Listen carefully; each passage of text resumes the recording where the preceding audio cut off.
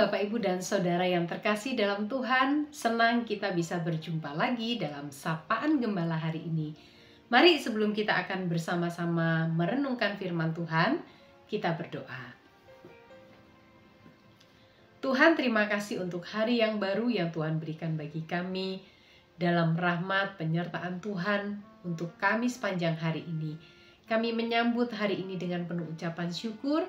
Demikian pula Tuhan, kami ingin membekali diri kami dengan kebenaran firman-Mu. Berkati dan tolonglah setiap kami. Dalam nama Tuhan Yesus kami berdoa. Amin. Bapak, Ibu, dan Saudara yang terkasih dalam Tuhan, bacaan yang melandasi perenungan kita hari ini terambil dari Yohanes 18 ayat yang ke-28.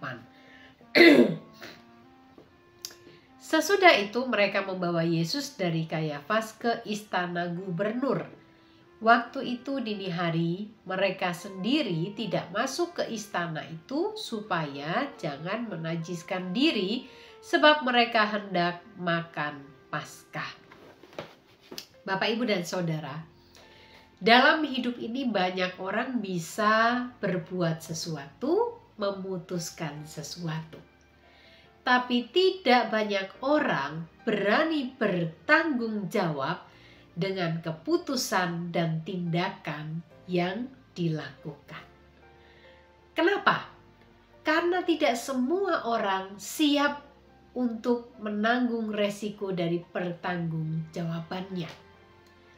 Karena itu Bapak, Ibu, dan Saudara, banyak orang juga akhirnya mencari dan memakai segala cara asalkan dia tidak pada posisi disalahkan. Lalu bagaimana? Maka salah satu caranya adalah menjadikan orang lain sebagai kambing hitam.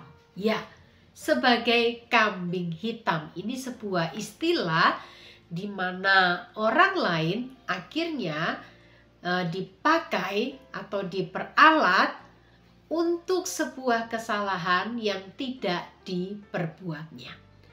Bapak, Ibu, dan Saudara, dalam bacaan firman Tuhan kita tadi, kita menemukan bagaimana orang-orang Yahudi yang pada waktu itu membawa Yesus ke hadapan Pilatus, tetapi mereka sendiri tidak masuk ke dalam istana. Karena apa? Karena mereka tidak ingin menajiskan diri mereka, sebab mereka hendak makan Paskah. Di satu sisi, Yesus dijadikan kambing hitam. Kesalahan yang tidak pernah dibuat oleh Yesus dilemparkan kepada Yesus, seolah-olah Yesus bersalah. Pun ketika mereka pada akhirnya tidak tahu bagaimana caranya supaya Yesus bisa dihukum, maka cara yang mereka ambil adalah bawa Yesus ke hadapan Pilatus. Saudara, Pilatus juga menghadapi situasi yang tidak mudah karena dia tahu bahwa Yesus tidak bersalah. Dia tidak mendapatkan kesalahan Yesus. Tapi di satu sisi, Pilatus tertekan oleh tuntutan orang-orang yang meminta untuk menyalibkan Yesus. Maka Bapak, Ibu, dan Saudara, kita tahu bagaimana di akhir dari kisah atau cerita tentang bagian ini, Yesus pada akhirnya diputuskan bahwa Yesus disalib. Bapak, Ibu, dan Saudara yang terkasih dalam Tuhan Yesus Kristus, bercermin dari apa yang kita baca dari firman Tuhan hari ini. Saudara, dalam hidup ini setiap kita tidak luput dari yang namanya kesalahan dalam hidup ini. Kesalahan dalam tutur kata, perbuatan kita. Kita pernah berbuat salah.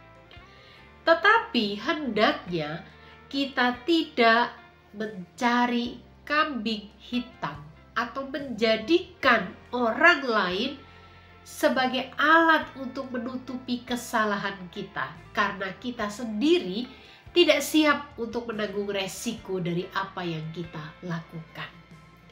Istilah hari ini adalah jangan ya Dek ya. Jangan ya Bapak Ibu, kita belajar bersama-sama. Apapun resiko dari yang kita perbuat, karena itu perbuatan kita, maka kita belajar untuk berani bertanggung jawab. Tidak serta-merta membuat orang lain yang justru tidak tahu apa-apa menjadi alat untuk menutupi kesalahan kita. Bapak, Ibu, dan Saudara yang terkasih dalam Tuhan, seberapa baik kita bisa menutupi apa yang menjadi kesalahan kita, tapi pada akhirnya pun akan terbuka. Mari kita bersama-sama belajar tidak menjadi seperti orang Yahudi, di mana mereka mau cari aman, tidak mau masuk ke istana karena mereka akan Paskah, tidak mau menajiskan diri. Tapi sebenarnya perbuatan mereka yang membawa Yesus tanpa ada kesalahan apapun juga sudah menajiskan diri mereka dengan dosa yang mereka lakukan. Kiranya ini menjadi refleksi bagi setiap kita, Bapak Ibu. Semua orang pernah berbuat salah, tapi semua orang punya kesempatan untuk memperbaiki dirinya tanpa harus menjadikan orang lain sebagai kambing hitam. Kiranya Tuhan memampukan dan menolong kita semua. Mari kita bersama-sama berdoa.